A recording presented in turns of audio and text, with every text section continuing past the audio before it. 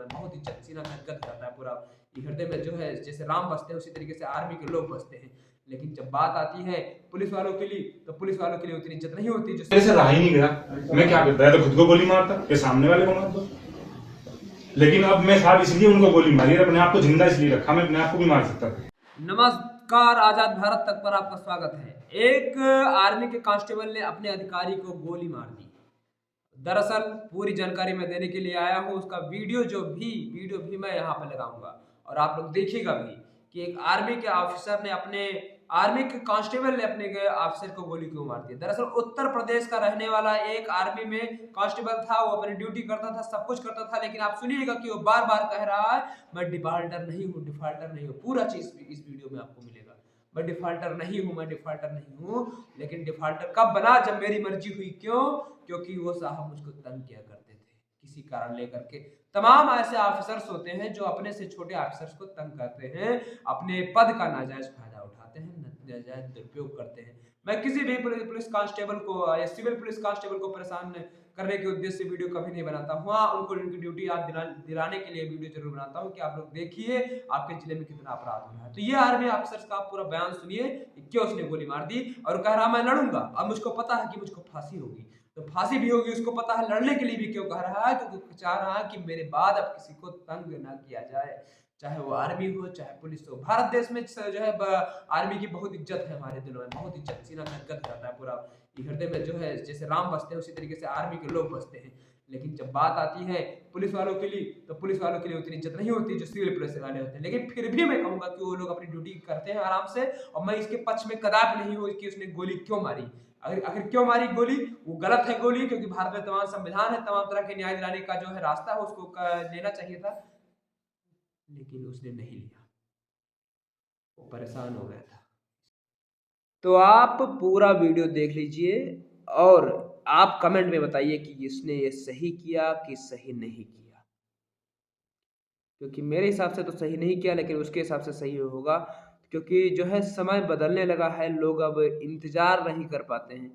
तमाम केस जो है फाइलों में बंद होकर रह जाते हैं। जो सही केस होते हैं, जो गलत केस होते हैं, उनको दर बदर आगे लाया जाता है केवल कुछ लोगों के द्वारा, कुछ बड़े लोगों के द्वारा, कि इस केस को फाइनल करके इस आदमी को दबा दो ताकि ये हमारी आवाज न बन सके या किसी की आवाज न बन सके जो उन बड़े लोगों को दिक्कत करती हो।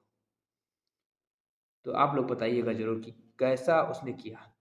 मैं कदापि नहीं हूँ, ये आजाद भारत तक की टीम, मैं खुद इस पक्ष में कदापि नहीं हूँ कि कोई किसी को गोली मार दे।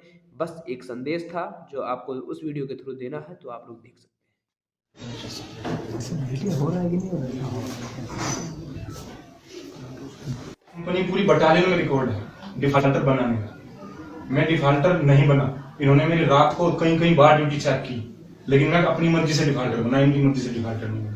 जब मेरे से रहा ही नहीं गया, मैं क्या करता है, तो खुद को गोली मारता या सामने वाले को मारता। लेकिन अब मैं साहब इसलिए उनको गोली मारी, अपने आप को जिंदा इसलिए रखा, मैं अपने आप को भी मार सकता था कि मैं कोर्ट में जाऊंगा और मैं इस बात को रखूंगा ताकि इस फोर्स का या तो नियम चेंज हो या मेरे जैसा एक दूसरा ना हो। मैं तो साहब मरूंगा, मेरे को पता है। फांसी होगी ज्यादा से ज्यादा। कहाँ घर रहने वाले? सर मुझे मुजफ्फरनगर, यूपी गए थे। यूपी मुजफ्फरनगर सर का ये मेरठ क्या है? सर मेरठ से आगे उधर हापुड़ के लगभग। ये मेरठ के बगल मुजफ्फरनगर, यूपी के। अच्छा, वो जोगिंदर कहाँ का था? वो सर वो मेरा दोस्त था, वो मेरठ का था। उसने मेरे को रोका, मैंने उसको कहा, धक्का भी दिया, लेकिन वो मेरे पीछे आया। जैसे ही वो भागे, इसी साहब राउंड लिया गार का, तो वो ऐसे आ गया, मैं ऐसे था, गाड़ी तिरछी थी, तो रिकोचिट होके गोली उसको लगी। नहीं तो वहां इतने आदमी थे, मैंने किसी को गोली नहीं मारी, सिर्फ एक आदमी टारगेट था। और सर एक बात और कहना चाहूंगा, तसल्ली से यहाँ रख के गोली मारी, मुझे बड़ी तसल्ली। लेकिन मैं तो मरूंगा, मुझे पता है, लेकिन जो हमारे और कांस्टेबल हैं उनके लिए मैं लड़ूंगा। मुझे पता है फांसी तो होनी है। नहीं साहब, मेरी तो जिंदगी खत्म कर दी उन्होंने। साहब आपसे बोला हमने, अपने कमांडेंट साहब से बोला। साहब अब मैं बताऊं, मैं कांस्टेबल हूँ, मैं ड्यूटी करूँ, मुझे हरासमेंट किया जा रहा है मेंटली। मैं एसीओ तक गया, लेटर लिखे, 6 महीने तक पुटअप नहीं हुआ, जबरदस्ती मैं चैम्बर में घुसा। शादी किसके में? कौन से सीओ साहब के चैम्बर कौन में। से सीओ आपके? हमारे राजीव वर्मा साहब सीओ हैं। अच्छा जी सर, उनको मैंने सारी बात बताई दिल्ली में। कि मुझे छुट्टी नहीं मिली। जी सर, शादी होगी ना? सी कंपनी नहीं सर, शादी नहीं हुई। शादी होने कहाँ दी साहब इन्होंने? मुझे 8 महीने छुट्टी नहीं छोड़ा साहब। भर्ती कब किया? मैं 2015 का हूँ सर, 1/8/2015। 1/8/2015। जी सर, प्रोविजन पीरियड पूरा हो गया सर।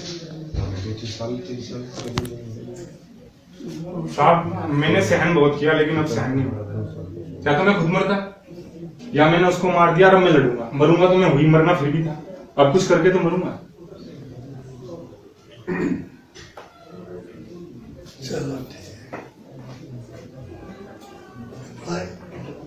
सर भी कौन किया मुझे श्री राम कोई से साहब प्लीज सर। हो रहा है कि नहीं हो रहा है?